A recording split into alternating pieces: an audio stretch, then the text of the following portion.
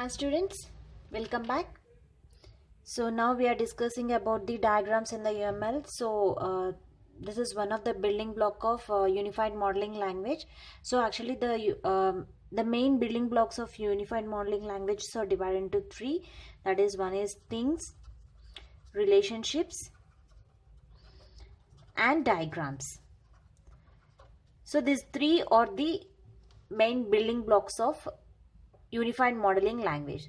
So far we have discussed about different things, that is the structural things, behavioral things, annotational things and the grouping things, and we discussed about the relationships also. So relationships are nothing but dependency, association, generalization, specialization and realization. Now let us see what is this diagrams. A diagrams in the UML. A diagrams is nothing but it is a graphical representation of set of elements.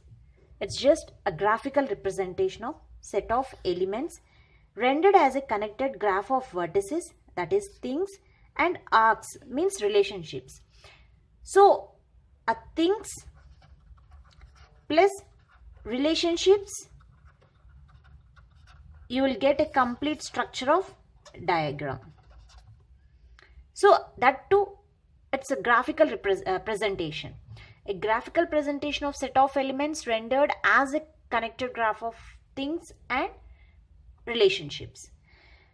Now let us see the different diagrams that are present in the unified modeling language. Class diagram, object diagram, use case diagram, sequence diagram, collaboration diagram. So this sequence, collaboration, combinedly you call it as interaction diagrams. Both sequence and collaboration are the interaction diagrams. State chart diagram, activity diagram, component diagram, deployment diagram. So total 9 diagrams are present in unified modeling language. Now let us discuss one by one. Let us see the first diagram, that is the class diagram. So we already seen what is a class. A class consists of class name, attributes and the operations. So this is a class name, and these are the attributes that are present in the class, and these are the operations or the methods that a class is going to perform. Then what about the class diagram? So a group of classes can be connected by using some relationships, that you call it as a class diagram. Let's see here. A class diagram shows a set of classes, one thing, interfaces, not only the classes, you can connect the interfaces also. Set of classes, interfaces and collaborations and their relationships, means total the 4 things that are connected together forming a class diagram. Let me repeat once again. A class diagram shows a set of classes, interfaces, collaborations and the relationships. So here you can see this is the relationships. Generalization relationship. Relationships are called as a class diagram. Most common diagram found in modeling object oriented system. So this is the class diagram which is found, it's the most commonly we used in object oriented modeling systems. And this class diagram addresses the static design view of a system. So the one thing you have to remember, that class diagram is static. It is not a dynamic. Class diagram is a static design view of a system. Now let us see here the diagram. This is a class of shape, origin, move, resize, display or the operations. And we call this as a base class.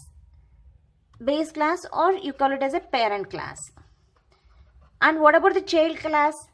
So that shape may be a rectangle. This is one class.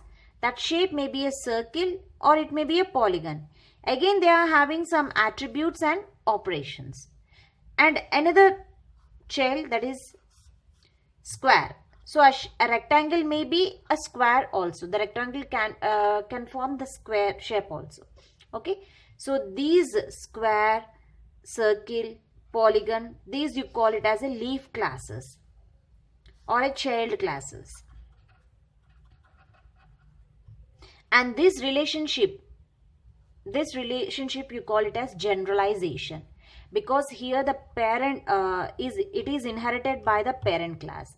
These are the child classes inherited by the parent class. So that's why we are representing in the generalization symbol. So these are the relationships and these are the different classes. Everything is connected. This diagram you call it as a class diagram. Thank you.